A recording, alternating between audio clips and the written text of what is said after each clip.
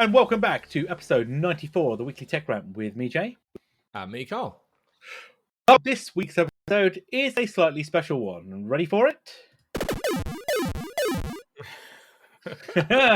This Cue week, up those soundtrack files. we have a gaming special for you. So we thought we'd break from the usual scheduling to bring you this special announcement. So we're going to cover this week a review on a couple of games and DLC that we've been playing and thoughts on, plus a couple of things that are coming down the pipe as well that we really are interested in, given what the kind of games we play on a normal basis. So putting all the usual tech noise, tech news, tech rants to one side, let's talk games. And this week, in the words of the Far Show, we've been mostly playing Sniper Elite 5. Nicely done there, Carl. I won't need to cut too much of that out. So yes, Sniper Elite 5. So what is it? Well, it is the fifth installment of the Sniper Elite series from Rebellion. And this is pretty much, on par with, I think, all of the previous releases of the Sniper Elite franchise. So for anybody that hasn't seen it, played it, wondering what it is, it's a World War II shooter. And it follows the protagonist of Carl. No, not this Carl. Carl Fairburn. He's an American, isn't he? He's an American commando sniper that is out there. So Carl, is this? I can't remember. Have you played the Sniper Elite ones previous to this, or was it your first foray into it? No, this is my first one, and I'll admit I thoroughly enjoyed it. So I might actually have to go back and visit the previous four. Oh, all right. Okay, so I played. In fact, I played most of them. In fact, I had all of them. Haven't you? Yeah. Yeah. So the aim of the game basically is, you are the aforementioned sniper. You come through different missions in World War II. This particular one is set in and around D-Day. So they have a different factor, different storylines, and there's a thread. You're after certain individuals, and you're chasing a kind of as a story. And this one is around particular weapons, isn't it? And a special German secret project that you're looking to track down and get. And each mission is set in pretty beautiful missions, aren't they? I mean, set in really rich environments. The maps are massive, aren't they? They are huge and they're very, very pretty. And they're pretty. I would say they're open world to a degree. They're not completely 100% open world, but they are. It portrays to be open world, but there are certain things like I can jump this fence or this wall, but I can't jump that smaller one over there. Why?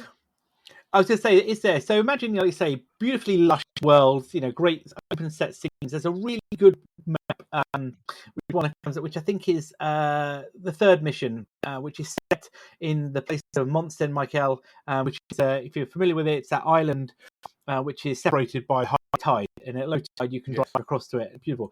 And it's a beautiful mission. Lots of lush greens and blues, and then obviously you're into the city itself, or the built-up area. But you're right.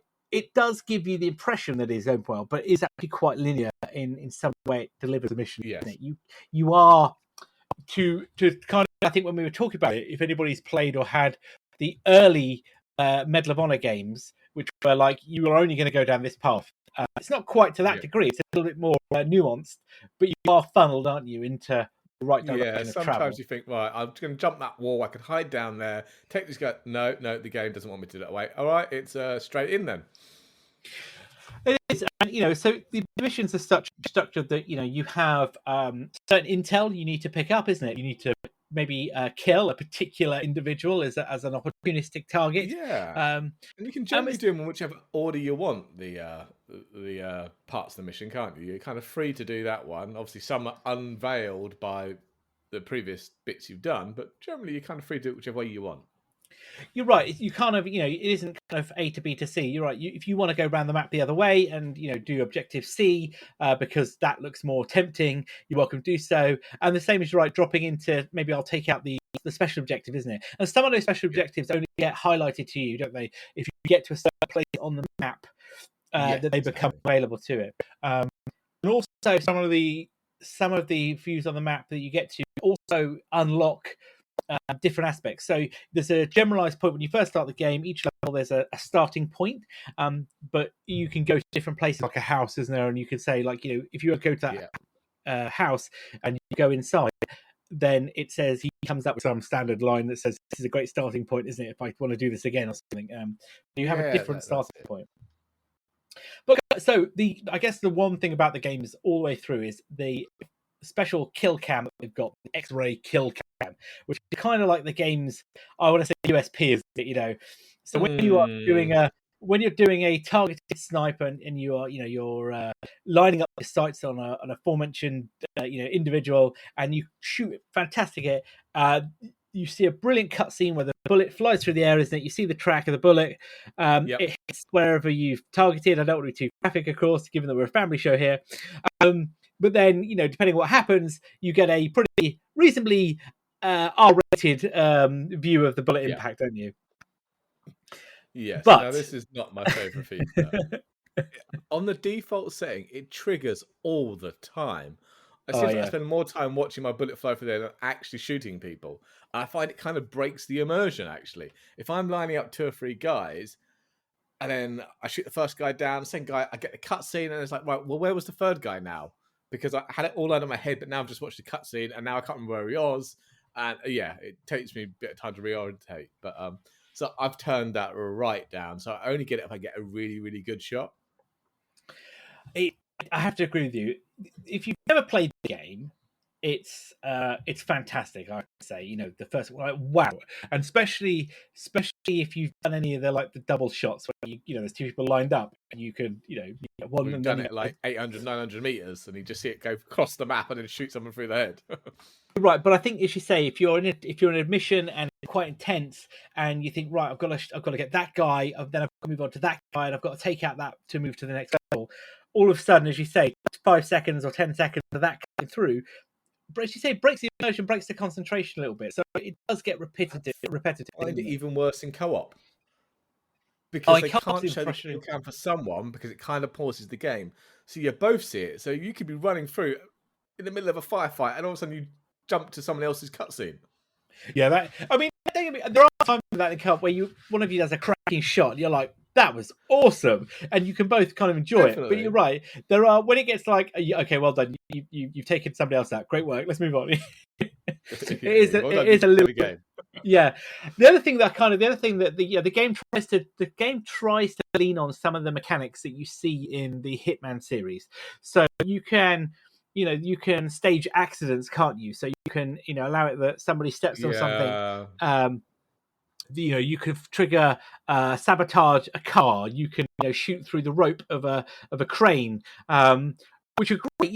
It gives a little bit of fun, doesn't it? But the thing that happens is the game registers to them as a sniper kill. So the enemy gets really upset. They're like, they've seen you when you're nowhere near them, and they, game parlance, they aggro you, don't they? Map and cause a distraction. You haven't seen me in the slightest, but yeah.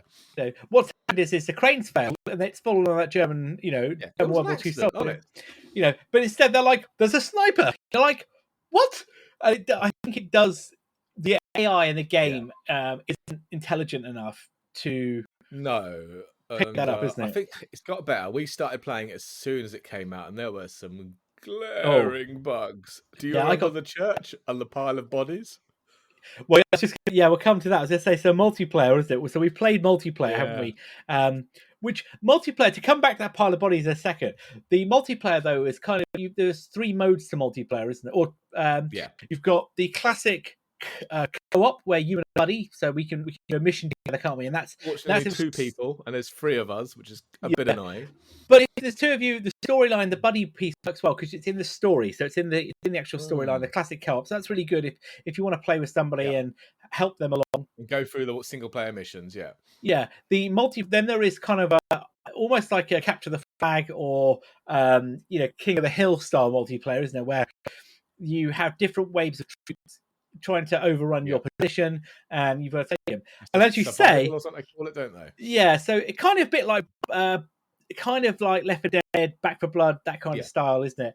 And as you say, the body mound. Well, yes, we I think we got to a point where we were kind of starting to cook our graphics cards, weren't we? Due to the we camped at top of a church, didn't we? And all 3 of us coming up the side and through the window, 3 of us, and we just obviously just take them out while defending the rest of it. But the pile of bodies got so large that every time you looked at the bodies, you're right, it cooked your graphics card and brought your machine to its knees. Like the frame rates tanked. Oh, you got clipping and everything. So it's like, right, try and shoot someone who's coming over the bodies without looking at the bodies. I mean, the thing is that the other thing is that again the in-game mechanics of the dungeons were like, oh yes, it's a bit like what's the Ryan Reynolds film, isn't it? The NPC Yeah. one. I can't think what it's called. Yeah, I know Free what you Guy. mean. Free Guy. It's like, Free Guy, oh that's look, it, yeah. there's a pile of bodies. Let's go through that doorway because clearly that's where they are. Yeah, I need to go through the window, but there are bodies in the way. I'll just keep climbing over the bodies. Oh, he's died. The person in front of me's died. I'll climb over his body then. Right, okay. I mean, Yeah. AI wasn't so great. it wasn't so great, but it was good fun, especially, and the co-op was good fun as well. We did the co-op mission, wasn't it? That was quite Yeah, I preferred that one. It'd just be great if you had a third person in there. So have you played? So the other third option is Invasion. So I don't know if you've played this yet. So Invasion gives you the option to be playing your game. So imagine you're having your single player game, and if you've got Invasion turned up, I, as a random person external to you, can drop into your game because through the I guess like a matchmaking facility. But I drop into your game as an enemy Jaeger sniper. Okay. And I get the ability to kind of work out where you were, so I know where your last location was, and then my aim really is to track you down and kill you. And then inside the single player, you have the option to run to to these things. Have you seen the phones? They look like radio points on the walls. I have seen phones. They say only available in invasion mode or something, don't they? So in invasion mode, if you run to one of those phones and pick it up and dial it, then gives you the last known location of the in-player sniper, the enemy sniper, the Jaeger. The only problem with doing that, it also tells the Jaeger where you dialed from, so your location is then popped up. So I had this by accident. I didn't realize I turned it on. I think it was on by default, and I was playing a single player game, playing happily, and all of a sudden there was like this invasion warning or whatever popped up. I can't remember the exact wording. It said like enemy sniper is in the game, and you're like, huh? And then I was like, oh, thinking what's going on. So I'm kind of trying to move around the map, and I'm like, then all of a sudden shots come out of nowhere. And I'm like, they obviously got a really good beat on where I was. So I picked up one of the phones to locate them. Then I realized it said, oh, your location is now available to the... I was like, oh my God. It was like the cat and mouse game of like, it's all right with the NPC characters, because let's be honest, you can pretty much outfox them, can't you? But another human... But another human actually is quite difficult to kind of work around. So yeah, I think it has a lot of promise here. My only concern with these games though is once you've completed the single player and you've done most of the objectives, there isn't but the return playability I find is quite low. Now with Sniper Elite 4, if I remember correctly, there was a special DLC. Was it 4 or 3? I can't remember. One of them had, and I know this is so cliched, it was a Kill Hitler mode. I think there's a DLC for 5 on that. I'm sure I saw it available. I think now I've said it, I think it came out with Sniper Elite 3. And Sniper Elite 3, there was Target Hitler. So I remember playing that, and there was other ones where you've got campaign missions. And I think you're right, they've kind of brought it back with 4. I mean, I remember that came out, Sniper Elite 3. That was, that came out back in 2014, I think it was 15, 20, so kind of time ago now. It was good fun, you had to play on it. But again, the repetitiveness of the game after a while just gets a little bit tiresome. Yes, for Elite 5, it's Target the Fuhrer, Wolf Mountain. There you go then. So it's kind of a play on that. I mean, I think we'd probably get more out the multiplayer in the long run, perhaps. Given maybe. I mean, I've got a lot of single player, so I'm only on mission 7. So, but I've had a good 2 to 3 hours out of each mission. I've gone quite methodically. I've more or less completed everything within the mission. I've not gone gung ho. I've gone quite conservative.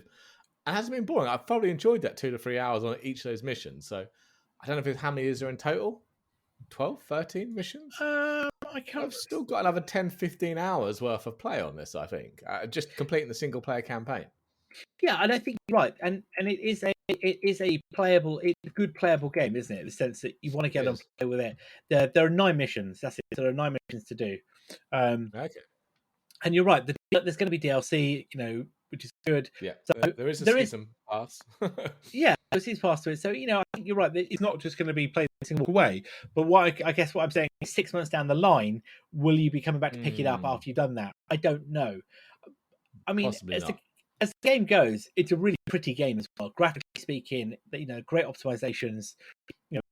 Some of the textures are a little bit up and down, but you can definitely see somebody like myself who's played the games from their first one. There's a real sense of evolution in the engine, the game, and the mechanics as well. I mean, but at the end of the day, it is sneak, shoot, run, sneak, alarm bell, run, sneak, shoot. You know, and that's fine because I didn't pay a penny for it. It was on Game Pass. so I'm glad you said that because that was probably going to be my next point on costing it. Yeah. Well, I did. I pay for Game Pass every month, Oh so yes, I have paid for it, but I didn't take £50 or £60 out of my pocket to go and pay for it. Up front. Then that to me again, this isn't today's show isn't about Game Pass, but yeah, you're right. Game Pass features heavily, because you're right. 50, 45, 50 quid, whatever dollars. What's the retail? 45 on it if for the normal, 70 if you want the deluxe, and that's it. You're right. It's a lot of money. Whereas actually getting it day one release on Game Pass is money well spent, in my view. 100%.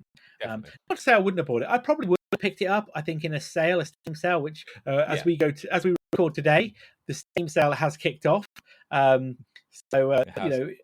It's keep away now. Look at Steam. No, don't look away. Don't look at it now. But yeah.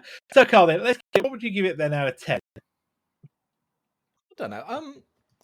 Single player's been awesome. Multiplayer's been a letdown. I think that's only been a letdown because we traditionally play 3 of us in multiplayer. So it kind of feels like one's left out if you want to play the game properly. So I think I want to give it an 8. An 8. Yeah. I think I'm going to be a bit more generous. I'm going to say 8.5. Not because I think it's a bad game, but I just think some of the negativeness is just on, I guess to change the concept of the game would no. I mean, it's Sniper Elite, so you have to kind of take that as it is. But yeah, the playability is good, the multiplayer is good, but things like the kill cam just weigh heavily on it. So yeah, cool, nice one. All right then. So moving then from World War II to something a little bit more up to date, then of course is Top Gear. What am I about? Top Gun. Top Gear. Well, Top Gear does feature in a kind of way in a minute, but anyway, I digress. So, Top Gun then. So, unless you have been living in a cave under a rock on Mars, you will know that Top Gun Maverick is probably the biggest film out at the moment in the cinema. Yes. And we are huge fans here on the Tech Rant. And of course, could not resist to download the Top Gun Maverick edition or Top Gun Maverick expansion for Microsoft Flight Sim. So this is a free DLC that has been released for Microsoft Flight Simulator on Xbox and PC. And what it brings is, well, kind of a few different things, isn't it? There's kind of there's the F-18, which was released earlier, wasn't it? Wasn't the F-18 that was released early because obviously Top Gun was meant to be out last year. That's right. And they basically released it, and then they moved the release date of the film. Yeah, so technically speaking, we get the F-18 now upgraded with the Maverick kind of paint job. There are new training missions that allow in the Hornet that you do things like unrestricted takeoffs. You can do a split S. Remember from the original Top Gun, Maverick was told that the split S was probably the worst thing he could have done. You can do all different kind of maneuvers that kind of map the film. Again, I don't want to give anything away of the film, but it kind of has alignment to the storyline, doesn't it? And there's a carrier landing, which for us that played DCS isn't, well, yeah, I'll come back to that. We'll discuss that in a minute, yeah. But the other part... plane, you get the... I was just going to say Dark Star.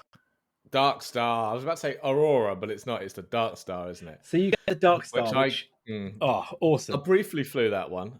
But I haven't done the missions. I just jumped into it after the F-18 to have a quick play.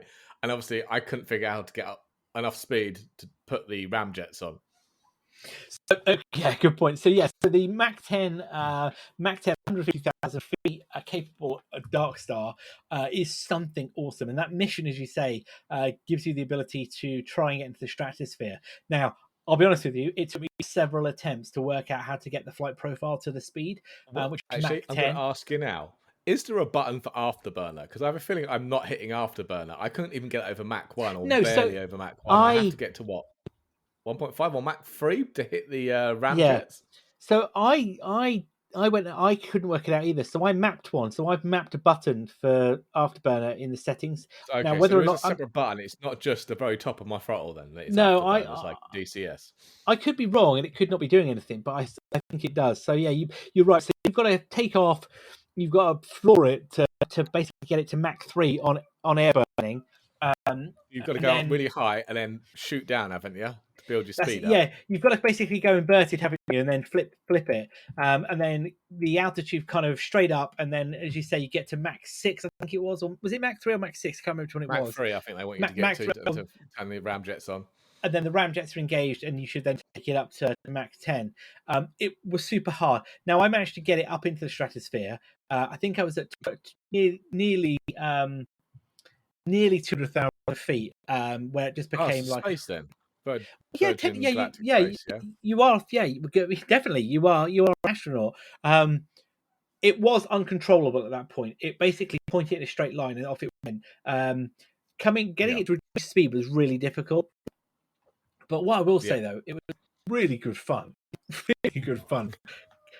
Given, do you remember when Flight Sim first came out, there was a bit of a ceiling there, was there, on Well, yes, I purchased the F-15 you did, sir, from a yes. third party, and while it was a great plane, well, a lot faster than anything else in the game at the time, you couldn't really go above. I can't remember what it was now, 600-700 miles an hour. There was some kind of hard cap in the game, wasn't there? There was, yeah, and I think that was kind of it. Kind of nerfed the experience, isn't it, with those fast jets? But no, that's definitely been removed now with the Definitely, Top Gun Mac piece. 10 definitely been removed. Yeah. The Harrier, I keep saying, what's wrong with me today? Harrier Hornet, the Hornet was good fun. Again, coming from DCS, we are spoiled, I think, from DCS in the realism. Now, this is an F-18, excuse me, -E, Yeah, which it's a is newer model because we've newer got the model. C in DCS, haven't we? Yeah. Yeah, so this is the newer model. It has a more up-to-date cockpit. So some of the analog elements of the cockpit have been replaced by LCDs, and some of the MFDs are updated. But in terms of familiarity, getting into it, I knew the plane. I recognised all the controls. Unlike DCS, not all of them were operable. But I was able to do a short field takeoff very quickly and, fly the plane. I think that was the key thing. And there is obviously no weapon systems. This is No weapon systems, civilian unfortunately. simulator. This is not a military simulator. But it was fun. Now I didn't do any of the training missions yet. I went straight to try and do a carrier landing. Have a go at that. Very good fun. I think I just took it off from Cranfield, my local airport. Not really designed for the F-18, but I managed to get it off the runway quick enough. Well, I was going to say, considering our short field takeoffs in DCS, I'm pretty confident you could have done that. Cranfield was fun. I think, again, great model on it. Especially when you're flying at low level. They've done great optimizations on the textures of the trees and the grass and the things. You get a real sense of speed in the F-18. I think that wasn't necessarily there with some of the other aircraft. And definitely when you're coming into a carrier and the water's choppy, put the weather up, whatever. There's a real sense of environment as well. I think that they captured there. I think as a free DLC, this ticks all the boxes. Yeah, really, really well done. I need to come back to it. I only did the update a couple of days ago. I want to get my VR sorted for Flight Sim because I still find it very 2D now. Having spent so long in DCS in VR, that when you play a Flight Sim on a monitor, it just doesn't seem right. No, so in terms of DLC though, just before we're moving on, so the other one wasn't the Reno Air Races. Was that free or paid? I think was that paid, wasn't it, the Reno Air Races one? Oh, that might have been paid. Yeah, I've not played that one. Yeah, I think so. There's an air race. There is an air race one there. Yes, it was. I think I recall now. I think it was around $20 for that. So there was the Reno Air Race, which brings in a new aircraft and that. But given that this is free, you get an aircraft carrier, you get 2 aircraft. Well, technically, I suppose we've got the other one before. I think it's they're going the right way about it, because the thing about flight sims is it's all about the aircraft and the experience, isn't it? And if the stock aircraft are good, but to give opportunities to bring in. Now, I did read the other day, before I was doing some notes for this, there are 2 more DLC sets planned for expansions. One is gliders, which I think could be great fun, and the other one is helicopters, because it always did used to have helicopters. You did, yeah, definitely. Yeah, I mean, and obviously we're on World Update 10, are we now? Yeah, they keep adding massive expansions to improve scenery and really concentrate on specific parts of the world. to make them look pretty, especially when you're doing low-level flights. So they're really adding to that, and I need to spend a bit more time just flying around the world. Definitely, and I think those updates keep coming thick and fast. They're adding in new airports, new scenery. What was the last update? Update 10. I think that was some more US stuff, wasn't it? Yes, it was. The US, I believe. Yes, I think it was. The last World update was on the US, wasn't it? Now I think about it as well. Yeah, I mean, it just keeps getting better and better. And I just think, I need to go back and play more of Flight Sim, especially, once as the VR gets improved as well. I need to kind of return to that. I haven't tried VR for the Maverick flights. Did you, or did you do it in 2D? No, I deleted Flight Sim because for some reason I had like data folders were duplicated and it was eating like 800 gigs of my hard drive. I don't know what was going on, so I deleted it, and then I came back last week to install it all from scratch. So no, I've not even looked at VR yet. I just got my controllers mapped and stuff like that, and had to fly around on the F-18 and the Dark Star. I need to see how that goes next time. Cool. All right then. So from planes to cars, so this is Top Gear as opposed to Top Gun. Then this is indeed. We have. Go for it. I was going to say no. Cue us up, Carl, because this is definitely one I was about to say Forza Motorsport 8, but it's not called that. It is the 8th installment. It's just called Forza Motorsport. So this was announced at Microsoft Bethesda's recent event. Was it last week? That was, yeah. Last week, their kind of future of gaming event, and wow, holy moly, does it look good! I mean, we play a lot of Horizon 5. We played some the other day, and that's a very pretty game. But that's not a next-gen game because it's also available on the original Xbox One. So this is purely next-gen, only available for the Series S and X and PC, I believe, as well. Correct. It looked good. I mean, we've got real-time ray tracing, we've got overhauled physics, dynamic time of day on every track, didn't we? So they were showing it. They could just move the sun around and you get all the different shadows and daytime effects. What looks like we've got a real-time crash damage. So they were showing cars crashing and all the damage and paint scratching. I wasn't entirely sure if that impacts the driving or whether it was only visual. I'm hoping it impacts the driving as well, just to give you that complete simulation, because it is very much a simulation game, isn't it, as opposed to arcade like Horizon. Yeah, and I think if you look at examples, Gran Turismo obviously is the straight competitor, isn't it? It is. That doesn't have a full damage model as far as I'm aware, unless it's changed. But the tire degradation piece was always key, wasn't it? That was always there. I remember that one. Yeah. So, again, it's been a while, hasn't it? Motorsport 7 was out in 2017, so it's been what, 5? Well, by the time this comes out in 2023, it'll been 6 years since we had a motorsport game. We've had several Horizon games in between, so it's been a long time coming. It has, and Motorsport 7, as you say, granted it was 5 years ago, was still a really good-looking game, wasn't it? Great, the engine there was fantastic. The cars looked phenomenal, given the current state of play. Now, obviously, Forza Motorsport 7 is no longer available. It's been pulled from all of the digital kind of shops and that. I believe because the licenses have all run out. I think that was why they've done it. Yes, I think the licenses, things like soundtracks and a lot of the other IP has run out. So yeah, our friend was like, "Oh, I can't seem to install it," because I obviously built him a brand new gaming PC and he wanted to play Motorsport 7. I was like, "Yeah, really sorry about that one. You can still play it on your old PC because you had it installed, but you can't play it on the new one."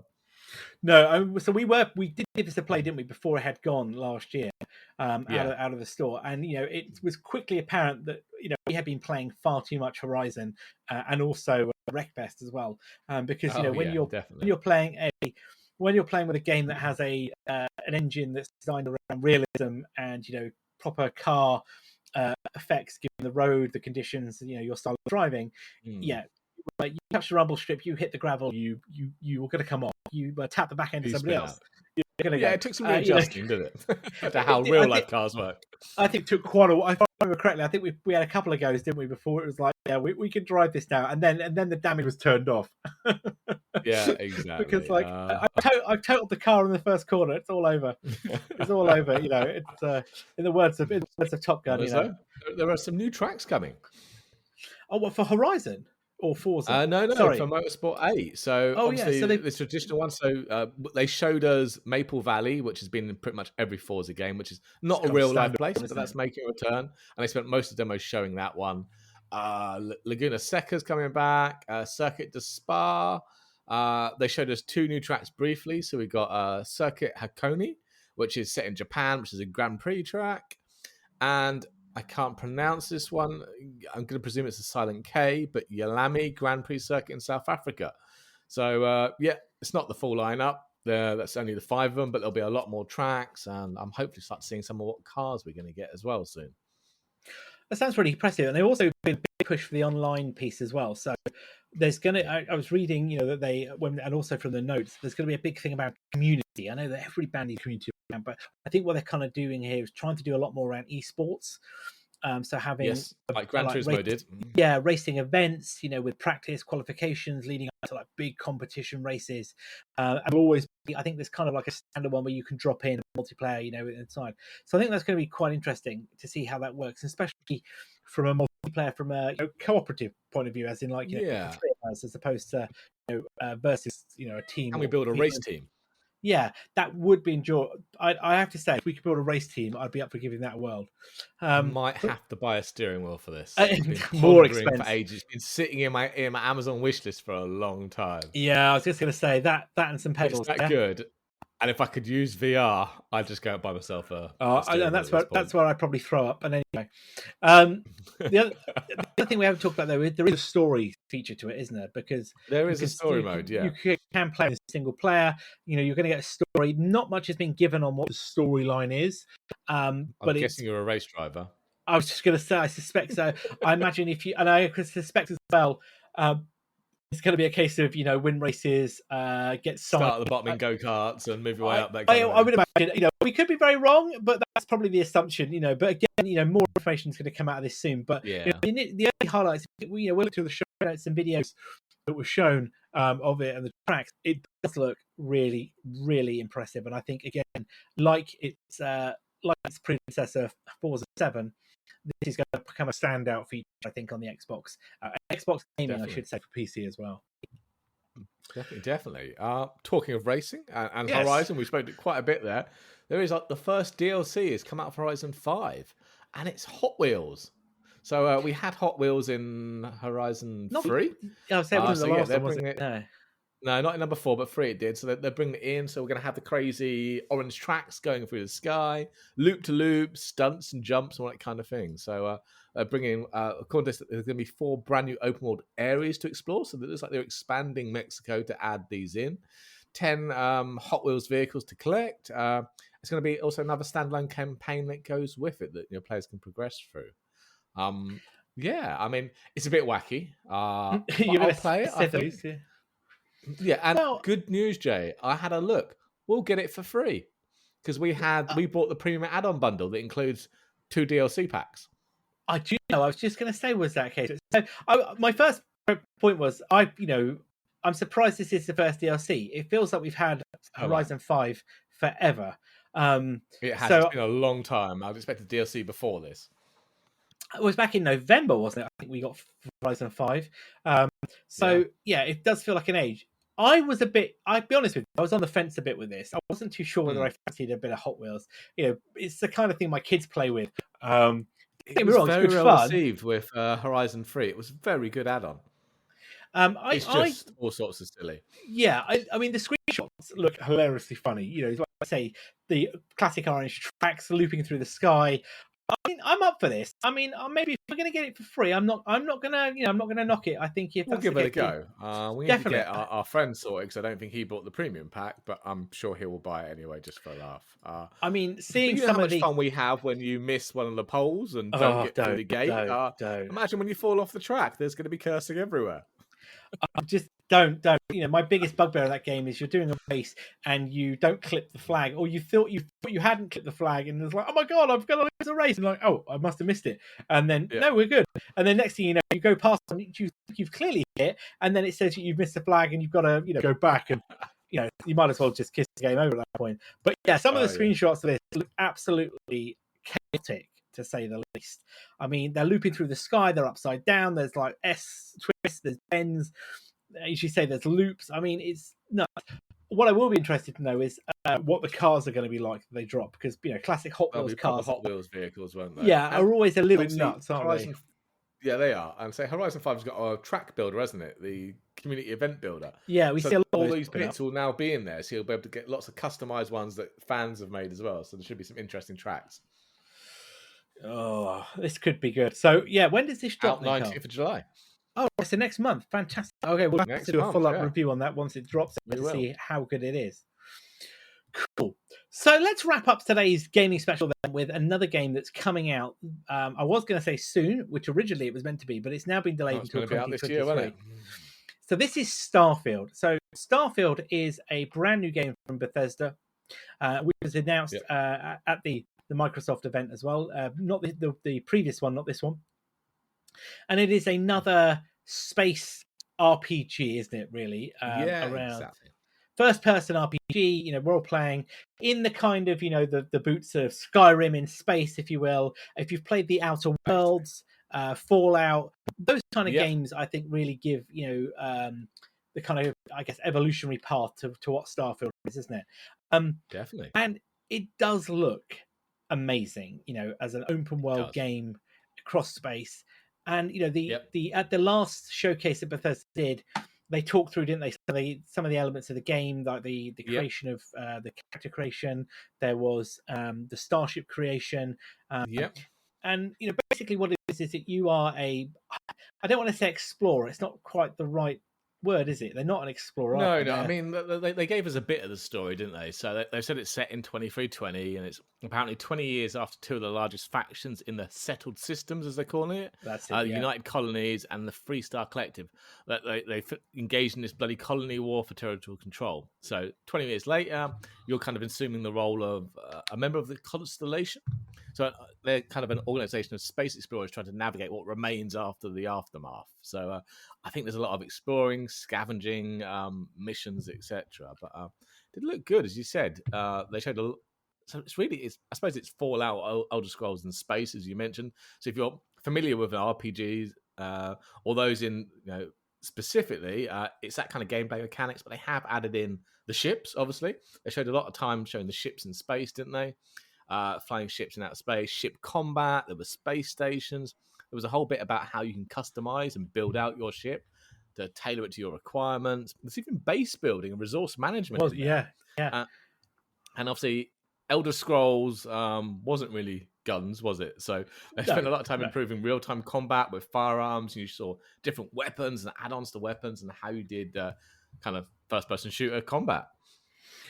I have to say the ship customization was probably the thing that really got me intrigued, because in a lot of these games where you have a ship. So the Outer Worlds is a good example of this. You have a ship that you're on, and when you can go on the ship, you can explore all the rooms in the ship and do all the bits. But when you have to travel to another system, whatever, you go to the pilot console, you select the map, and it there's a traveling. Is it basically?